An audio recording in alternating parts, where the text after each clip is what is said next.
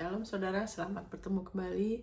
Terakhir kita sedang berbicara mengenai soal bagaimana manusia yang sudah jatuh, sudah kena kutuk, tanah sudah kena kutuk, sehingga harus urusan dengan semak duri untuk bisa hidup nyaman, mengalami keberhasilan, terobosan, kerinduan hati sebagai manusia, kehidupan yang baik, yang terbaik. Ya kan, sudah hilang kemuliaan Allah sehingga urusan dengan semak duri, ya kan, dengan harus berpeluh, ya kan, terus menerus seperti perjuangan yang gak ada habisnya. Tapi puji Tuhan, haleluya, kita lihat lagi di waktu sebelumnya kita bicara bagaimana Yesus sudah pakai mahkota duri. Amin, dia sudah diludahin, ya kan. Kalau ada di antara saudara punya kerinduan, ya kan, untuk mau berhasil atau kerinduan lain, saya nggak tahu. Tapi puji Tuhan, Injil itu kabar yang baik. Alkitab mengatakan kebaikan Tuhan akan menuntun seseorang kepada pertobatan. Kalau kita lebih lagi mengalami kebaikan Tuhan, kita lebih lagi mau hidup melayani Dia, hidup untuk Dia, saudara ya.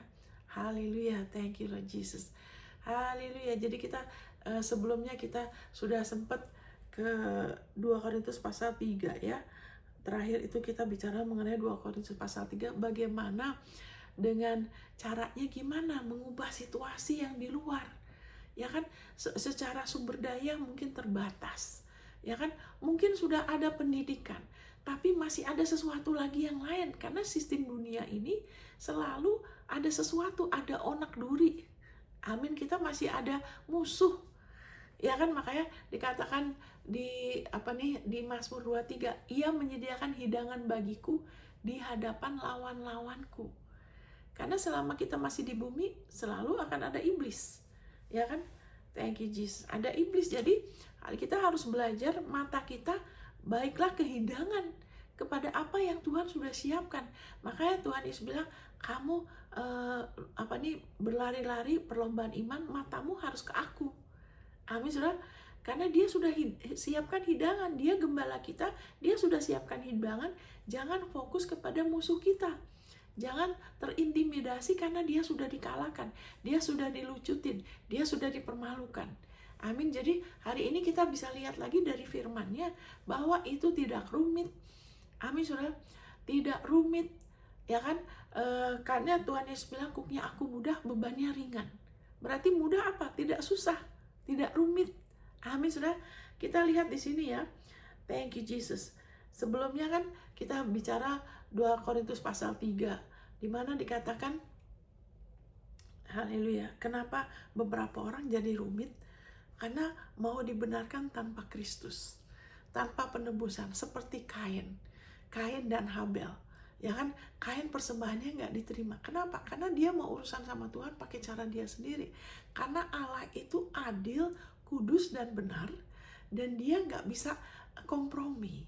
Ya kan, sehingga kalau urusan sama dia harus ada lewat penebusan. Karena manusia sudah jatuh, manusia nggak bisa membenarkan dirinya, ya kan, dari jeripayah seperti Kain.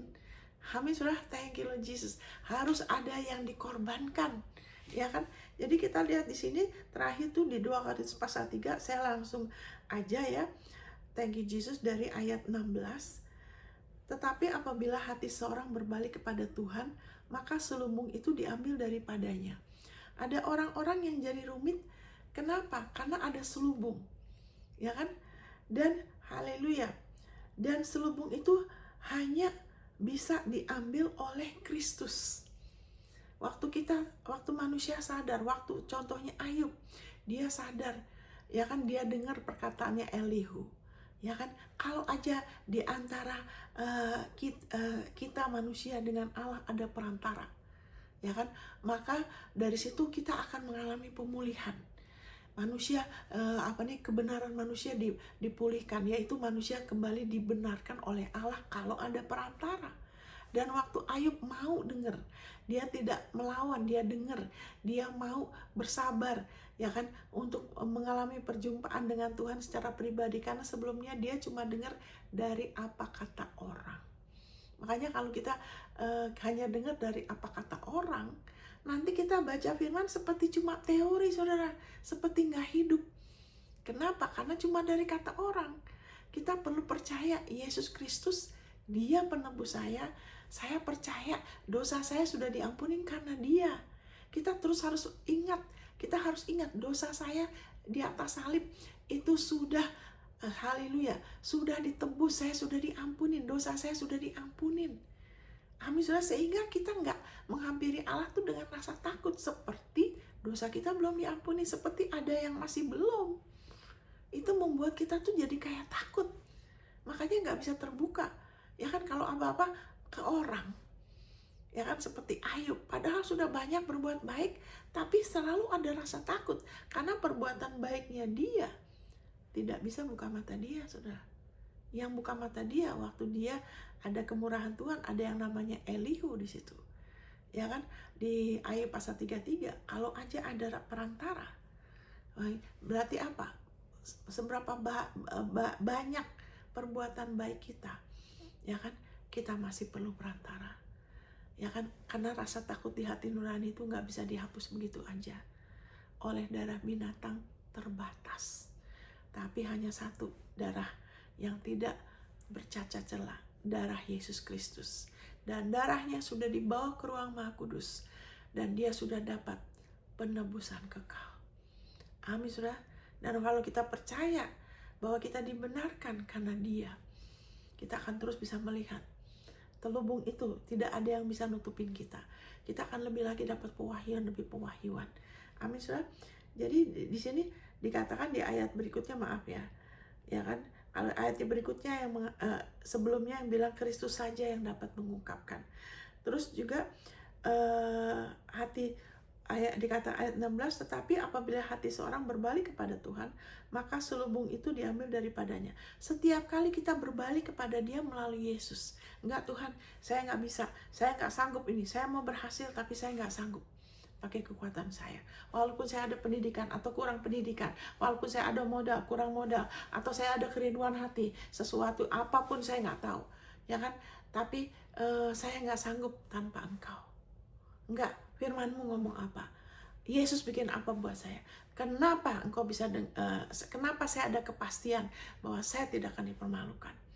Kenapa saya ada kepastian saya bisa berhasil?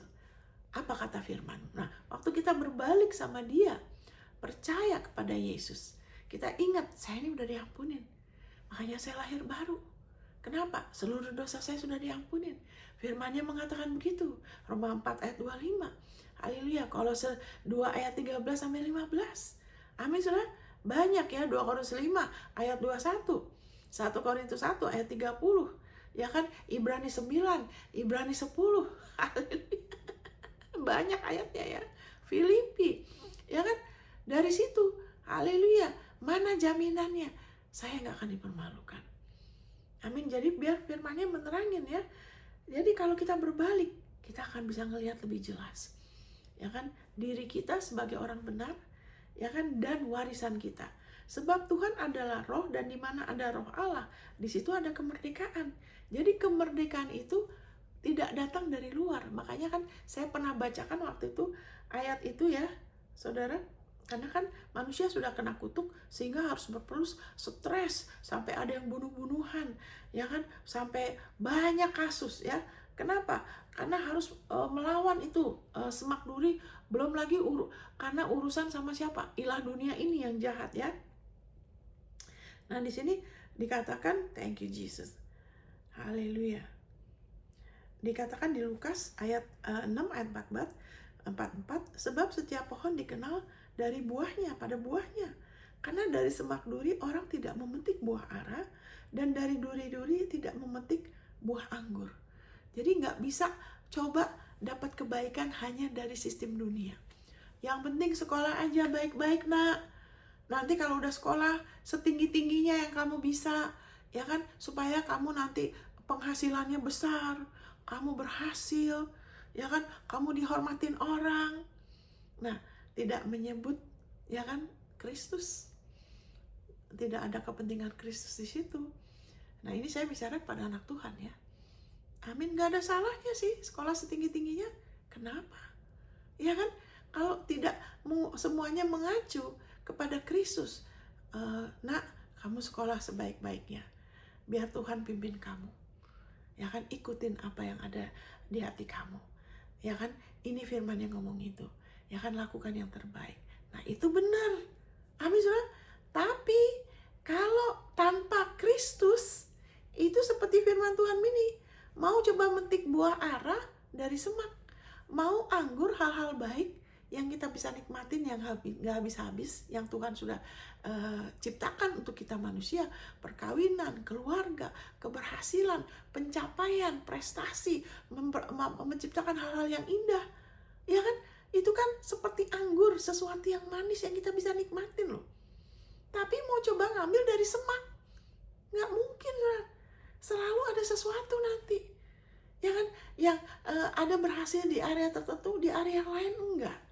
Sakit-sakitan. Di area lain mungkin perkawinannya oke, tapi susah keuangan. Mungkin sehat, ya kan? Tapi kebiasaan judi. Ya kan? Banyak itu seperti duri. Dan coba pakai sistem dunia, pakai psikologi, pakai apalah, pakai otak dikembangkan terus. Ya kan? Seperti mau mencoba menghasilkan buah ara dari semak. Mau coba dapat anggur dari belukar-belukar. Nggak bisa, Tuhan bilang. Amin, haleluya. Kita harus sadar, kita perlu Yesus loh. Kita perlu terus beriman sama darahnya. Amin, sistem dunia udah jatuh. Haleluya. Jawabannya adalah Yesus Kristus. Dia yang sudah hidupkan kita. Makanya dia bilang dia datang memberikan hidupnya. Dia dan hidup dalam segala kelimpahan, hidupnya akan memulihkan sehingga kita menjadi yang seperti dia inginkan.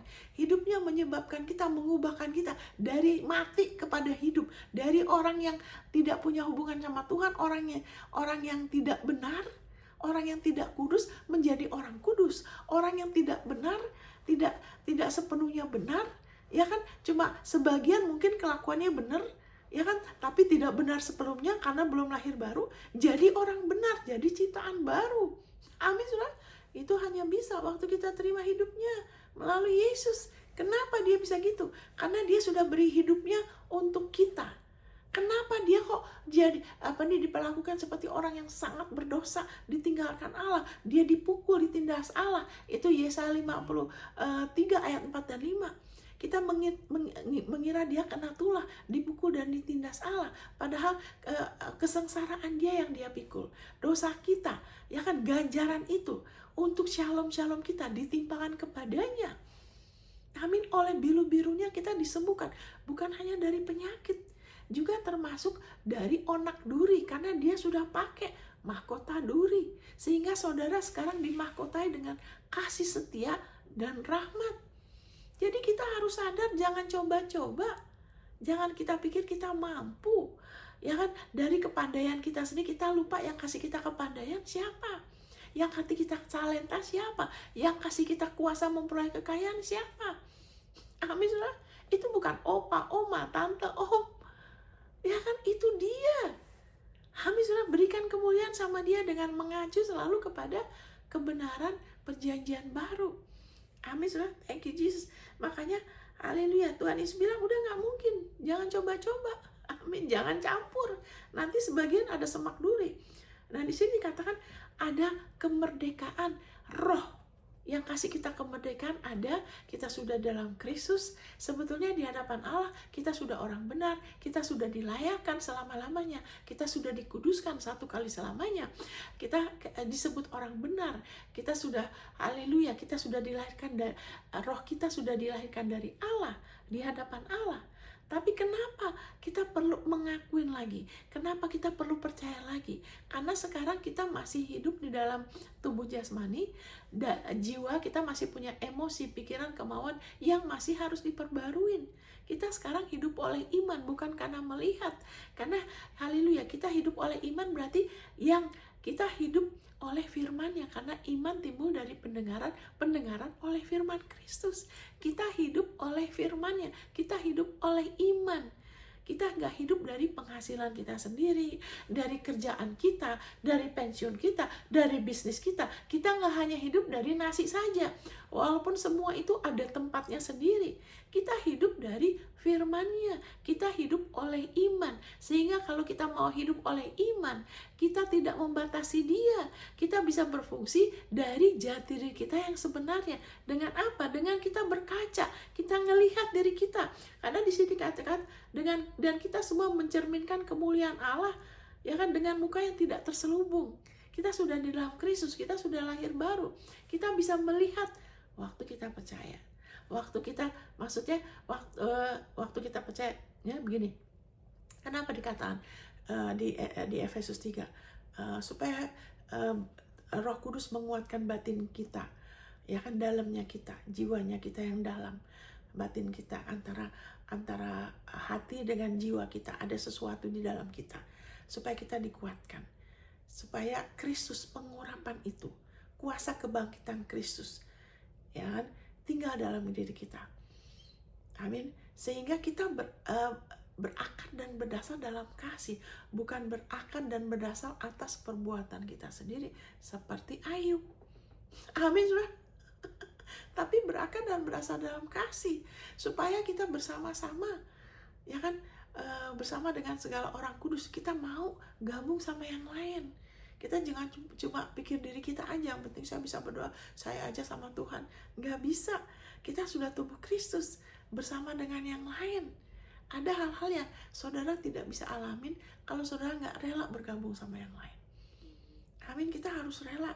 Kita harus mau merendahkan diri kita untuk kita mau dipimpin sama Dia, mau digembalakan. Karena Tuhan memberi kasih karunia kepada yang rendah hati. Dan supaya kita memahami betapa panjang, tinggi, lebar, dan dalamnya kasih-Mu. Jadi nomor satu, kenapa perlu berakar dan berdasar dalam kasih? Karena kasih Allah itu melampaui segala pikiran. Kita nggak bisa coba ngerti. Karena manusia yang sudah jatuh tuh cenderung mau ngerasa dulu, mau melihat dulu, mau ada bukti dulu. Kayak orang-orang, mana buktinya Yesus? Ya kan? Mana buktinya? Mau ngelihat bukti dulu. Tuhan Yesus bilang apa? Ini generasi yang jahat ini selalu minta bukti.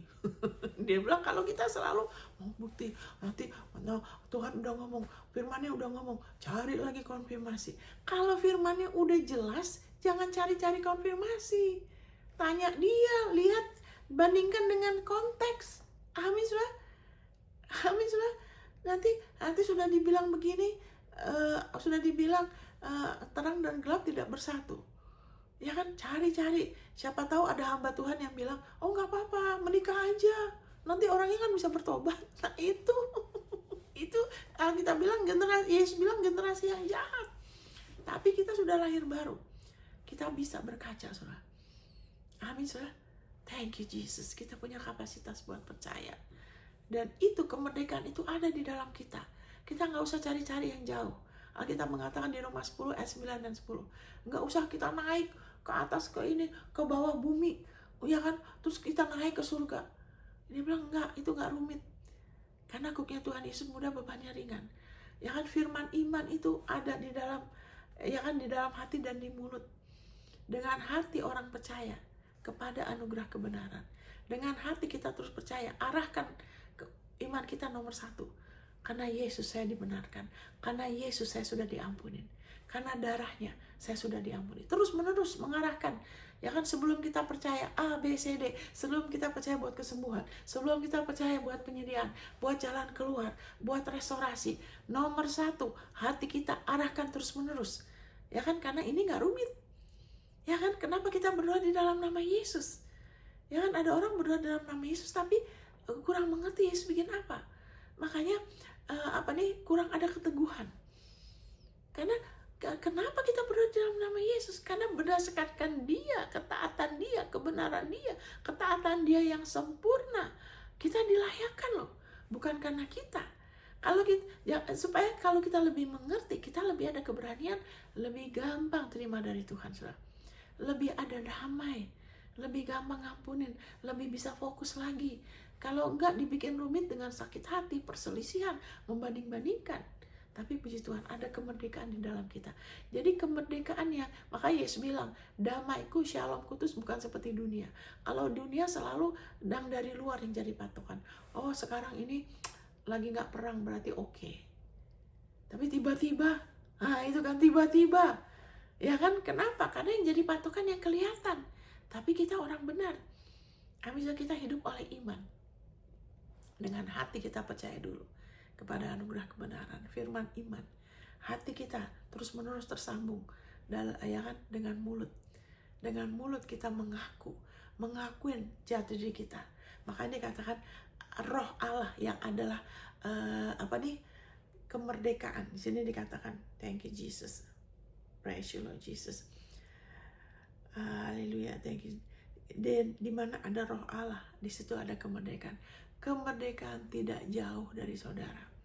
Tidak rumit, tidak jauh. Roh Kudus akan mengurapi setiap kali kita meninggikan penebusan Yesus. Setiap kali kita meninggikan, ya kan, pengampunannya yang dia sudah katakan. Setiap kali misalnya kita ngomong, terima kasih Bapak. Roma 4 ayat 25. Terima kasih bahwa Yesus sudah diserahkan bagi pelanggaran saya dan dia sudah dibangkitkan bagi pembenaran saya. Waktu kita mengakuin kemerdekaan itu, lebih lagi sudah ingat di Taman Eden, salah satu yang utama ialah apa saudara? Mereka ada damai loh. Mereka nggak stres, mereka nggak khawatir masa depan mereka, nggak takut kekurangan apapun loh. Dan Yesus sudah dapat jauh lebih hebat dari Taman Eden yang pertama. Kenapa? Karena dulu di Taman Eden yang pertama, mereka diciptakan segambar dengan Allah. Kalau sekarang kita bukan hanya segambar, kita sudah lahir dari Allah, hati kita, roh kita, bukan jiwa ya, bukan pikiran, emosi, kemauan. Itu masih belum, tapi bisa berubah. Ya kan? Tapi hati kita lahir dari Allah. Makanya sekarang ini karya Yesus tuh lebih hebat dari karya penciptaan. Waktu pertama kali Allah menciptakan dunia dan jagat raya ini, karya Yesus jauh lebih hebat. Makanya dikatakan di Efesus pasal 1, betapa hebat kuasanya bagi kita yang percaya. Bukan hanya terhadap iblis, tapi bagi kita. Karena kita masih, jiwa kita perlu dimerdekakan dari ketakutan, rasa malu, belum berhasil, saya masih kesepian, saya takut, saya begini dan gitu. Kita masih harus mengalami restorasi di jiwa kita. Makanya Tuhan adalah gembalaku. Aku tidak akan kekurangan apapun yang baik. Karena bahasa Indonesia, I shall not want, termasuk kerinduan hati ya. Dia membaringkan aku di padang yang berumput hijau. Amin saudara. Dia nggak baringkan aku di semak belukar yang banyak durinya, enggak. Di padang yang berumput hijau. Ya kan? Dia membaringkan aku. Kita dibikin tenang dulu. Kamu oke, kamu sudah di dalam aku. Aku sudah berganti tempat sama kamu. Kamu gak usah takut ya. Amin saudara. Aku gak akan pernah meninggalkan kamu. Amin. Ada rohku di dalam kamu. Sampai selama-lamanya aku menyertai kamu. Haleluya. Banyak. Dan dia membimbing aku ke air yang tenang. Dia menyegarkan jiwaku. Itu harusnya diterjemahkan lebih rinci. Dia memulihkan jiwa kita. Dengan apa? Dengan ini, kemerdekaan itu. Di mana kita bisa berfungsi menjadi yang seperti Tuhan sudah tetapkan, di mana kita sudah dijadikan orang benar, kita orang kudus, kita adalah imam dan raja. Tadi kan sebelum episode ini kita bacakan bagaimana iblis, kamu tuh makannya debu. Sedangkan dikatakan sama Adam, Tuhan ngomong karena Adam memilih percaya sama iblis, kamu balik jadi debu. Nah loh, jadi manusia jadi mangsa iblis. Iblis berkeliling mengaum-ngaum cari seperti singa, seperti dia menipu. Ini Tuhan marah, Tuhan marah, Tuhan marah. Itu seperti itu. Seperti singa Yahudi, dia bohong. Oh ini kecelakaan ini karena maksud Tuhan. Penyakit ini Tuhan lagi ajar kamu. Itu semua seperti singa. Dia bohong. Dia terus-menerus nggak ada kebenaran. Dia fitnah terus, fitnah Yesus, fitnah Allah, supaya manusia jangan terima. Fitnah pendeta-pendeta yang ngajar benar. dituduh, dijelek-jelekin supaya orang nggak bisa terima. Iya saudara, fitnah anak sesama anak Tuhan supaya mengacau. Tapi puji Tuhan, ada Roh Kudus yang adalah yang diurapi untuk menyebabkan kemerdekaan itu dinyatakan, sehingga kita dimerdekakan dari keterpurukan. Kita nggak lagi debu, karena dikatakan juga, saya pernah bacakan bagaimana kita sudah didudukan, ya kan, kita sudah diangkat dari kehinaan, ya kan, kita dulu ada hina dari debu, terus dari asip tuh, dari timbunan debu, dari lumpur kalau bahasa Indonesianya. Kita sudah diangkat ke atas, ya kan, dari kesengsaraan, dari keterpurukan kita, ketidakberdayaan, ke limit, our limitation, ya. Jadi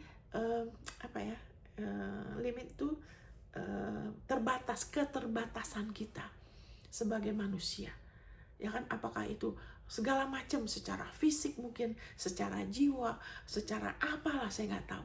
Kita sudah diangkat ke atas, ya kan, dari itu semua. Dan kita sudah didudukan dengan para bangsawan bangsanya. Kita sudah duduk bersama Kristus di sebelah kanannya di sorga. Wow, itu Efesus 2, saudara. Wow, tunggu dulu, saya mampir sedikit ke situ ya. Dan di sini katakan, jadi kita bisa merdeka, makanya dikatakan di Yohanes, ya, aku berdoa di atas segala sesuatu agar jiwamu, ya kan, kamu makmur, ya kan, dan sehat-sehat, ya kan, you prosper, kamu tuh makmur, kamu berhasil dan sehat-sehat semakmur jiwamu. Jadi kemakmuran yang di luar adalah pantulan dari kemakmuran jiwa kita. Biarpun kita sudah anak Allah, roh kita sudah baru, tapi karena jembatan antara roh dengan dunia yang kelihatan ini adalah jiwa kita.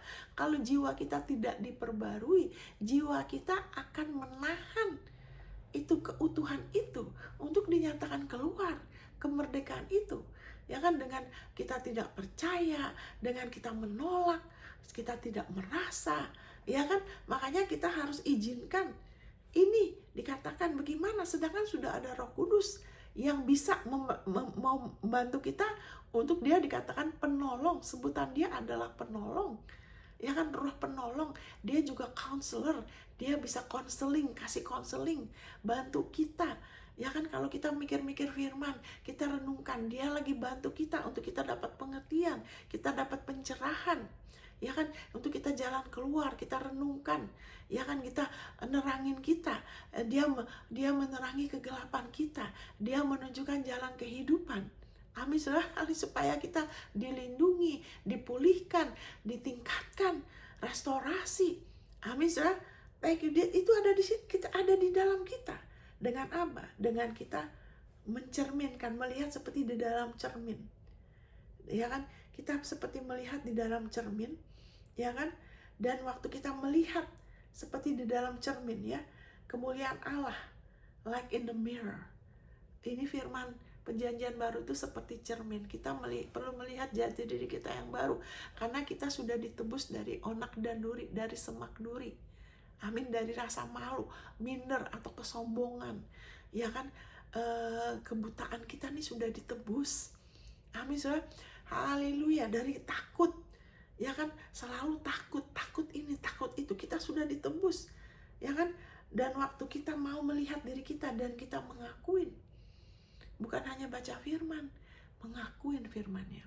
Jadi kalau firmannya bilang, haleluya, sekarang karena Yesus sudah pakai mahkota duri, ya kan, sekarang sebagai gantinya, dia sudah berganti tempat sama kita. Ganjaran itu untuk keutuhan kita sudah ditimpakan sama dia. Sehingga sekarang sebagai gantinya, Mazmur 103 ayat 1-5 dikatakan kita sudah dimahkotai dengan kasih setia dan rahmat. Dengan kemuliaan Tuhan. Amin, saudara. Thank you, Lord Jesus. Waktu kemuliaan Tuhan dinyatakan, ada keutuhan, saudara. Wow, puji Tuhan, haleluya. Haleluya. Karena di surga itu tidak ada yang kurang.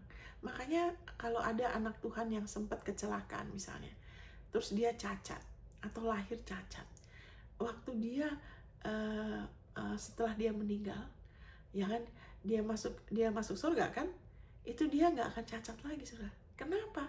Karena di surga itu ada hidup, semuanya yang kurang itu jadi utuh. Makanya tubuhnya dia aja cacat karena dia udah lahir baru, ya kan? Secara roh dia udah dijadikan utuh. Nah kalau dia ya dia terus cacat ya secara tubuh.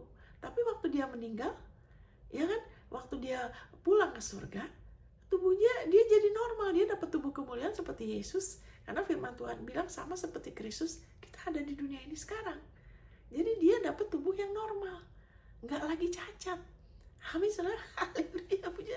Nah, Tuhan Yesus tapi berdoa, Allah sebetulnya berdoa lewat Yesus supaya kita, haleluya, kehendak-Mu jadi ya Bapa di atas bumi seperti di dalam surga. Wow, di surga segala kerinduan hati ada.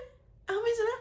Aku sudah sediakan rumah yang baik, rumah yang bagus. Ada kerinduan hati Bapa kita untuk kita tinggal di rumah yang bagus. Kenapa? Karena dia juga begitu, rumahnya dahsyat. Makanya sudah bisa percaya itu ada di tanah perjanjian. Rumah yang indah-indah, yang dibangun, haleluya, yang tidak kamu bangun. Maksudnya kamu gak stres, kamu gak usah berpeluh, gak usah harus terus-menerus kredit 30 tahun, 15 tahun. Aduh, harus ngirit-ngirit supaya bayar rumah. Kalau mau percaya, bisa selesai tanpa stres. Kalau mau percaya firman-Nya, nanti ada tuntunan Tuhan. Amin. Haleluya. Thank you Jesus. Saya juga pernah dapat rumah, nggak usah stres. Ada caranya, bukan dia langsung terung, bisa aja sih, tapi waktu itu ada bersaksi sama orang ini, orang itu lahir baru, terus ya kan, bagaimana akhirnya dia udah wariskan rumahnya, contohnya.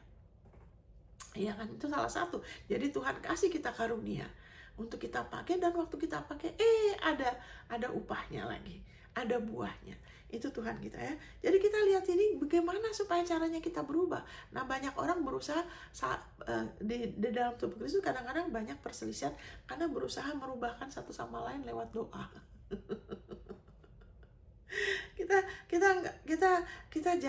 Lebih baik kita sendiri berkaca, saudara.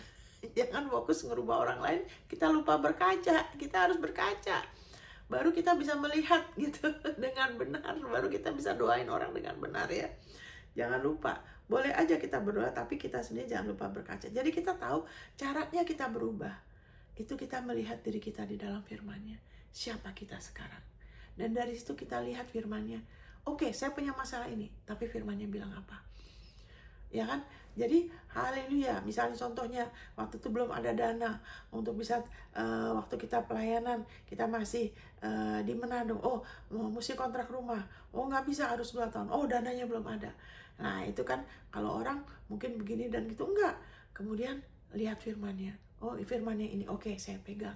Akhirnya dari situ firman-Nya terus ngelihat kan, lihat firman-Nya kan, akhirnya firman itu menghasilkan seperti apa yang dikandungnya. Kalau firman-Nya itu bilang aku sudah sediakan rumah dan halaman, akhirnya apa? Ini terjadi, ada uang datang, orangnya mau disewa per bulan, ya kan? Rumah itu restorasi, lebih dari cukup, bisa jadi studio, bla bla bla bla. Pokoknya semua terjadi persis seperti yang firman itu. Dengan apa? Melihat. Dan kalau kita punya kebiasaan minder, ya kan? Atau suka ngiri, ya kan? Atau suka benci, tersinggung, marah, ya kan, daripada ngakuin terus. Karena waktu kita ngakuin, saya ini orangnya pemarah loh Ibu Monica, nah Roh Kudus tidak akan ngurapin, karena itu nggak benar. Allah tidak melahirkan roh saudara itu pemarah. Allah itu tidak memarah, saudara. Dia marah tiap hari terhadap iblis, ya kan, karena dia benci yang jahat, ya kan. Tapi dia nggak akan melahirkan orang yang pemarah. Jadi saudara, waktu saudara ngakuin saya ini pemarah, saudara sedang tidak mengakui yang benar. Roh Kudus nggak bisa mengurapin. Makanya itu perkataan sia-sia.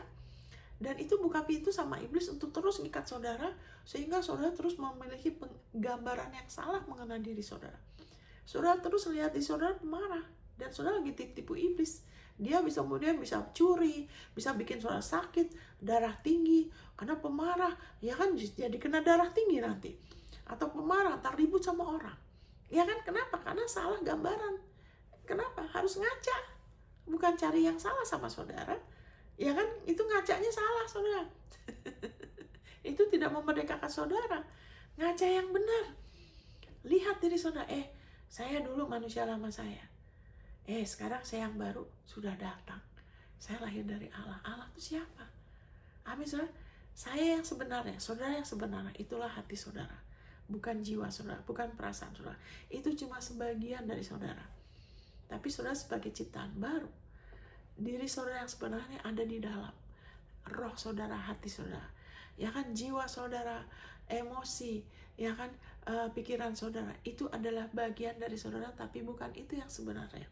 Karena itu semua masih harus berubah, harus dirubah. Itu tidak kekal.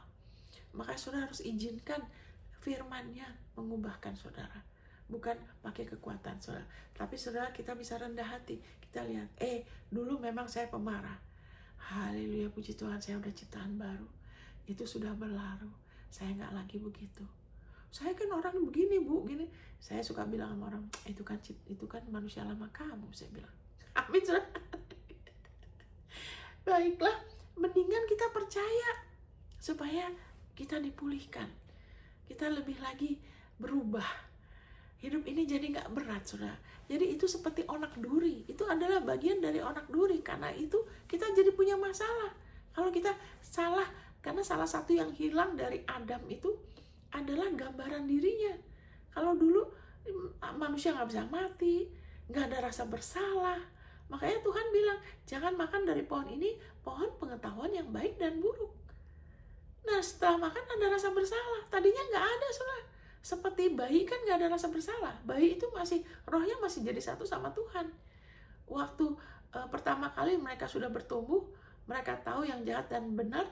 Dari situ mereka pisah sama Tuhan. Tapi bayi masih jadi satu. Jadi kalau bayi meninggal, dia balik ke Tuhan. Kenapa? Karena nggak ada rasa bersalah bayi. Sama juga dulu Adam seperti itu. Tapi setelah makan buah itu, ada rasa bersalah. Kenapa? Sudah pisah. Alkitab bilang dia mati. Ya, menurut Tuhan dia mati.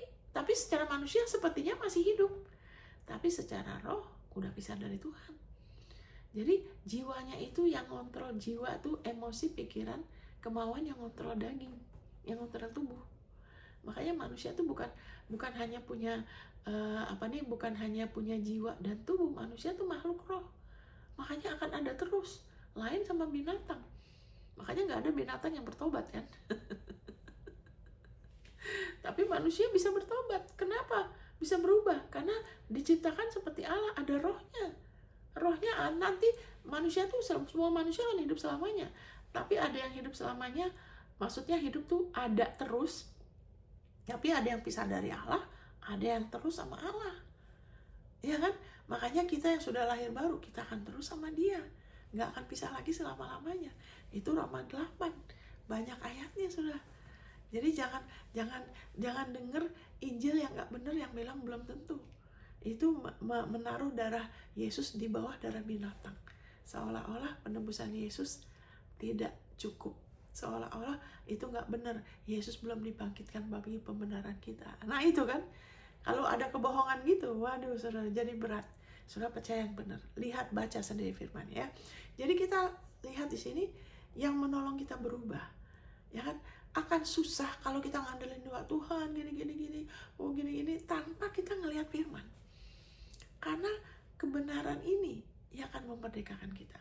Ya kan? Kalau enggak, nanti bisa balik lagi, saudara. Ada sesuatu yang terjadi bisa balik lagi loh. Ya kan? Kenapa ada orang yang dulu pernah kanker karena kepahitan, terus dia disembuhkan, terus kena kanker lagi loh. Kenapa? Karena jati dirinya belum teguh, sehingga jatuh lagi pada masalah yang sama. Tapi kalau saudara dan saya, kita mau bertekun pada jati diri kita, kita izinkan firman itu mengubahkan kita, kita lebih lagi merdeka. Itu permanen. Maka dikatakan, kalau kita terus bertekun, kamu akan tahu kebenaran itu akan memerdekakan. Dan kalau anak memerdekakan, benar-benar, maksudnya anak itu Tuhan Yesus, kamu benar-benar merdeka. Amin, saudara. Jadi izinkan firman berkaca, ya kan, untuk melihat kemuliaan Tuhan.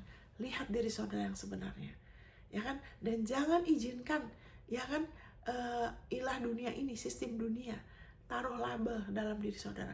Karena keuangan, pendidikan, rupa, ya kan. Oh, kamu tuh lamban. Nah itu kan, kamu tuh lamban ya. IQ kamu nih ada tes, kamu tuh lamban.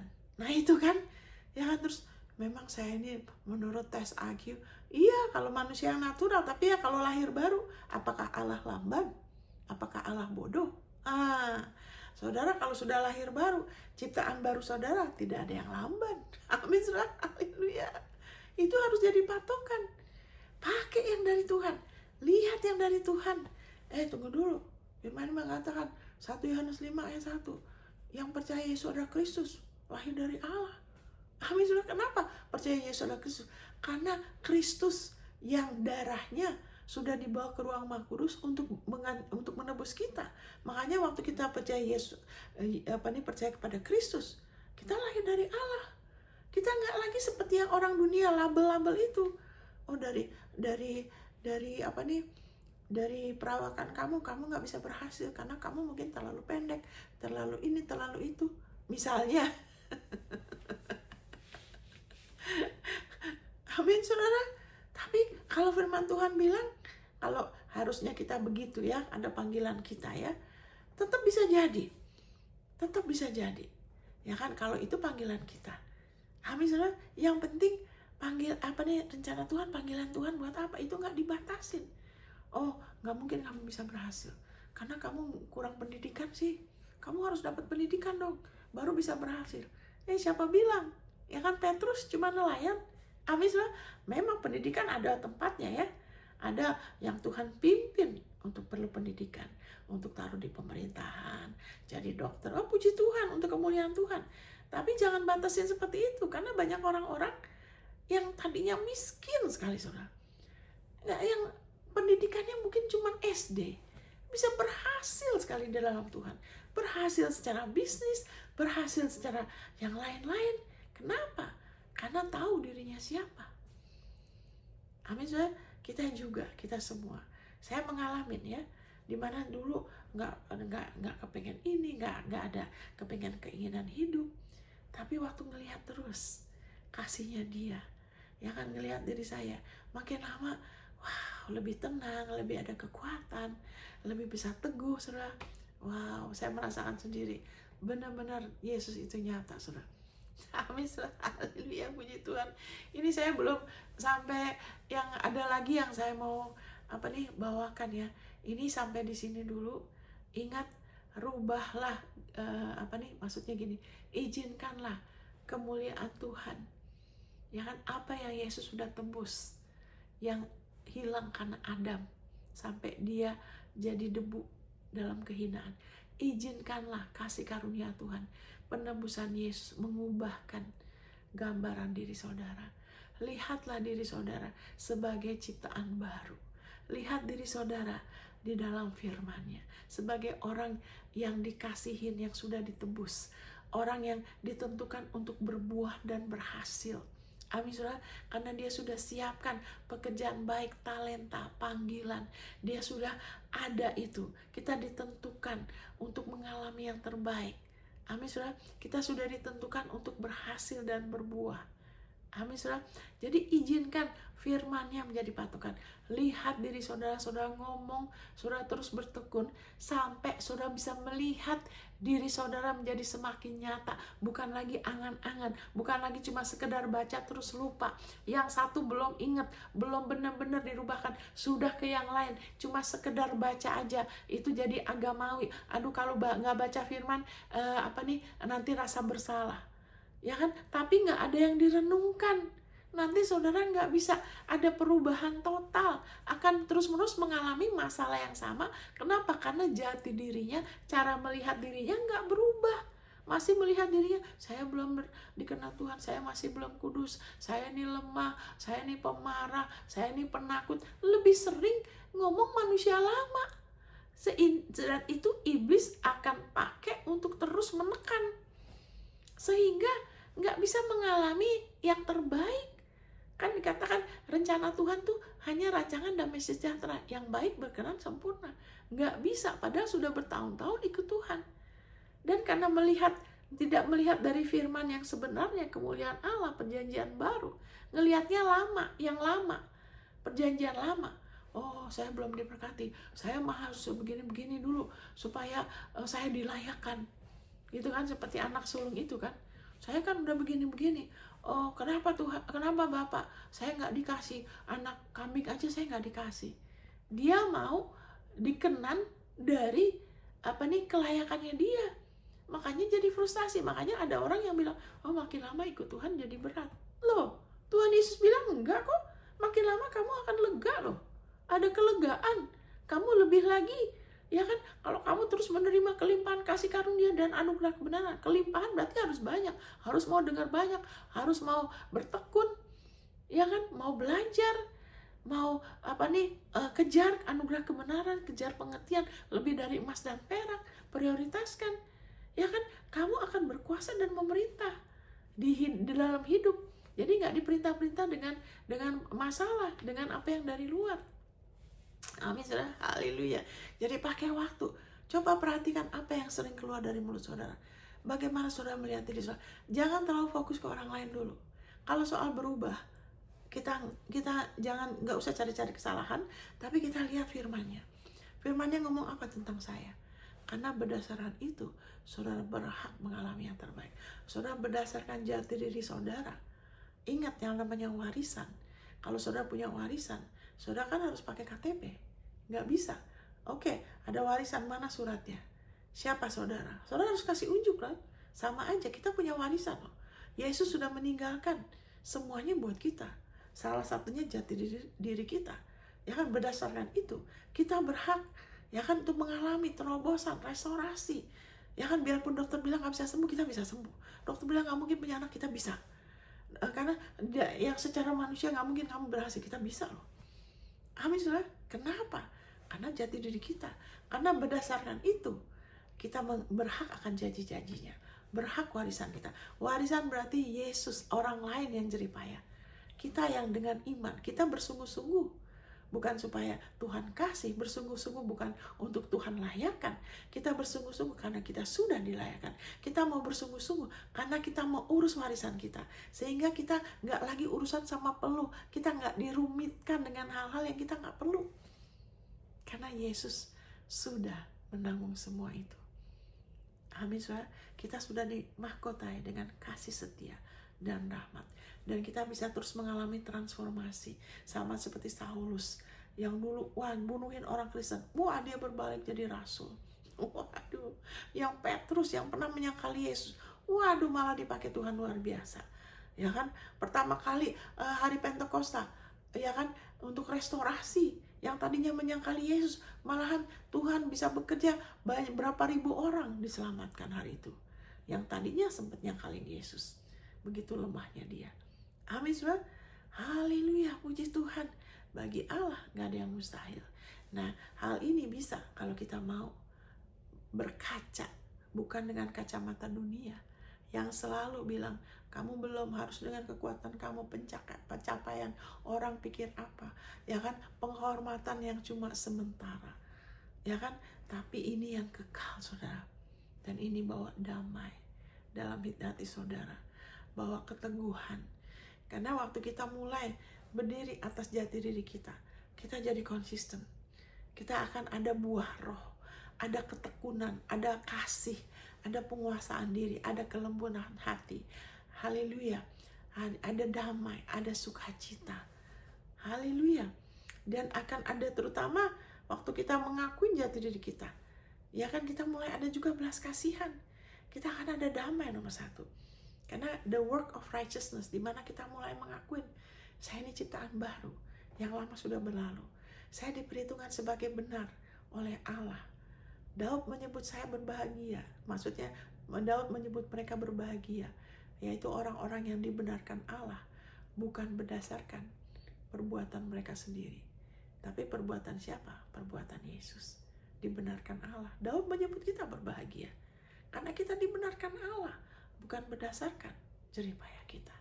Wow. Karena dosa-dosa kita sudah diampunin. Ya kan, kesalahan kita nggak diperhitungkan. Wow.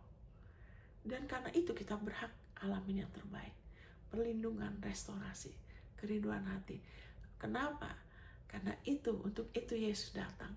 untuk memberikan hidupnya. Sehingga dari situ kebaikan, kemuliaan Tuhan dinyatakan dalam hidup kita, dari dalam keluar. Menolong orang lain untuk melihat Allah dalam hidup kita, sehingga mereka mau percaya kepada Tuhan. Amin, saudara. Sampai di situ dulu. Masih ada yang berikutnya lagi. Kita lihat lagi soal onak dan duri. Sekarang nomor 1, ya kan, saudara lihat dulu jati diri saudara yang sebenarnya, ya kan. Dari situ nanti akan ada lebih lagi restorasi, dan itu tidak rumit dan tidak berat, karena Yesus yang sudah menanggung semua bagi kita. Tuhan memberkatin. Sampai ketemu.